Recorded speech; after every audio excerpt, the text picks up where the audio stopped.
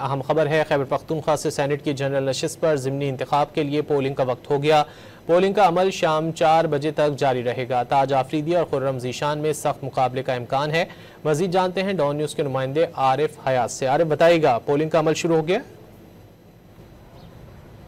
जी बिल्कुल। जो सेनेट की एक खाली नशस्त है खैबर पख्तूनख्वा से, उसके लिए तो पोलिंग का वक्त हो गया है, लेकिन पोलिंग का अमल अभी तक शुरू नहीं हुआ। जो मेंबरान असम्बली हैं तो वो आज अपना हक़ राय दही इस्तेमाल करेंगे, लेकिन अभी तक आए नहीं हैं।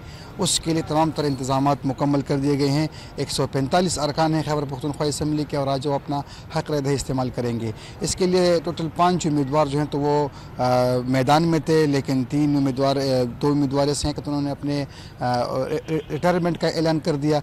अभी इंतखाबी अखाड़े में सिर्फ 2 ही उम्मीदवार रह गए हैं। PTI से जो उम्मीदवार हैं तो वो खुर्रम ज़ीशान है, और मुत्तहिदा अपोजिशन के उम्मीदवार ताज मोहम्मद अफरीदी हैं, जिन्होंने आज़ाद हैसियत में कागजात जमा किए हुए थे, लेकिन अब वो मुत्तहिदा अपोजिशन के उम्मीदवार हैं।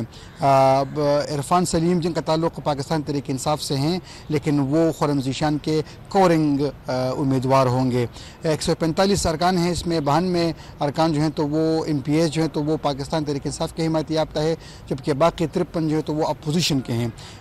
उसके आज अपना हक़ राय दही इस्तेमाल करेंगे। 9 बजे पोलिंग का वक्त दिया था, लेकिन अभी तक अमल जो है पोलिंग का वो शुरू नहीं हो सका। 4 बजे तक ये पोलिंग का अमल जारी रहेगा। मेंबरान जो हैं तो वो अपना हक़ राय दही आज इस्तेमाल करेंगे। तमाम तर तैयारी इसके लिए मुकम्मल कर दी गई हैं, और दोनों उम्मीदवारों के दरमियान कांटे का मुकाबला है। 73 वोट लेने की सूरत में उम्मीदवार कामयाब तस्वर होगा। जी, बहुत शुक्रिया आरिफ हयात इन तफसीलात के लिए।